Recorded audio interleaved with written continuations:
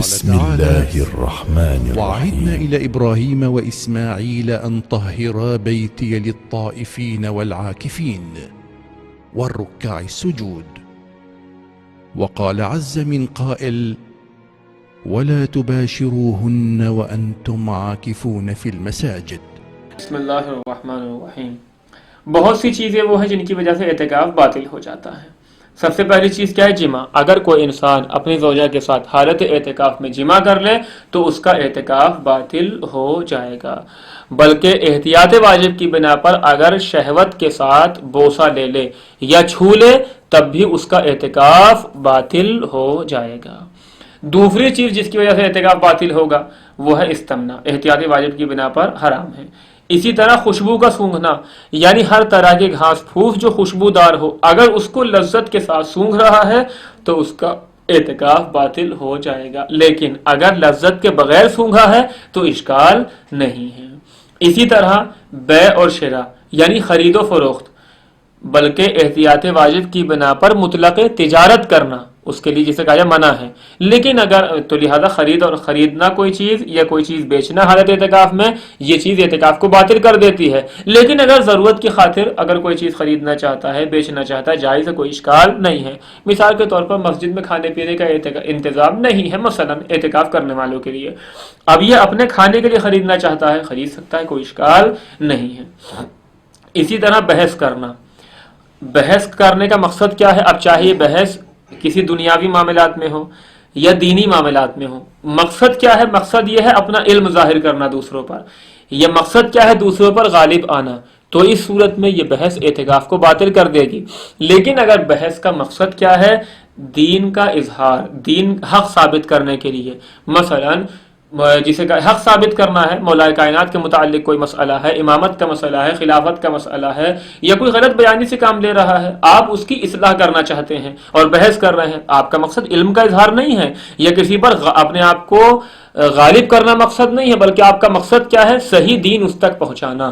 تو اس صورت میں بحث کرنا جائز ہے، کوئی اشکال نہیں ہے.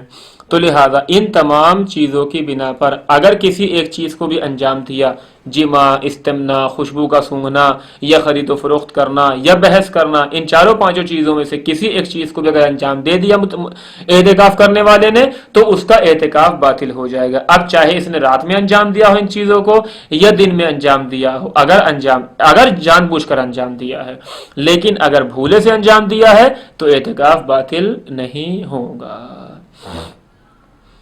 اگر کسی کا اعتکاف، لہذا یہ چیزیں اعتکاف کو باطل کر دیتی ہیں اگر جان بوجھ کر انجام دیں، یعنی یہ جماع، استمنا، خوشبو کا سونگھنا، خرید و فروخت اور بحث کرنا، چاہے دن میں انجام دے رات میں انجام دے، اگر عمدن انجام دیا ہے. اگر بھولے سے انجام دیا ہے تو اعتکاف باطل نہیں ہوگا.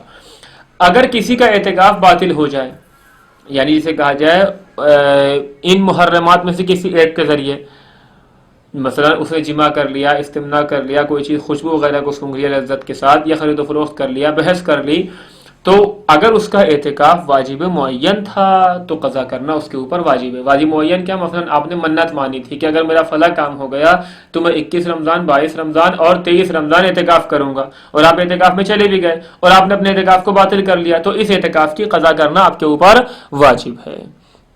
اور اگر اعتکاف غیر معین تھا تو دوبارہ سے انجام دیں گے. یہ اگر اعتکاف مستحب بھی تھا، دیکھیں اگر آپ مستحب اعتکاف کرتے ہیں تو اس کے 2 دن تو پہلے کے مستحب ہوتے ہیں، لیکن تیسرا دن خود بخود واجب ہو جاتا ہے. یہ اعتکاف کی خصوصیت ہے کہ اگرچہ آپ نے اعتکاف آپ کا مستحب تھا، لیکن اگر آپ نے تیسرا دن اس کا خود بخود واجب ہو جائے گا. 2 دن تو شروع کے اگرچہ مستحب تھے، اب اگر آپ نے اپنا اعتکاف تیسرے دن باطل کیا ہے تو احتیاط واجب کی بنا پر اس کی قضا کرنا واجب ہے آپ کے اوپر. لیکن ہاں اگر پہلے اور دوسرے دن باطل کیا ہے تو آپ کے اوپر قضا واجب نہیں ہے. یعنی مستحب اعتکاف تھا اگر، اور اگر اس کو پہلے یا مستحب بھی اعتکاف تھا اگر اور پہلے یا دوسرے دن باطل کر لیا تو اس کی قضا واجب نہیں ہے. لیکن اگر تیسرے دن باطل کیا ہے مستحب بھی اعتکاف کو تو اس کی قضا کرنا مکلف کے اوپر واجب ہوگی. وصلی اللہ علی محمد وآلہ. أين المؤمل لإحياء الكتاب وحدوده؟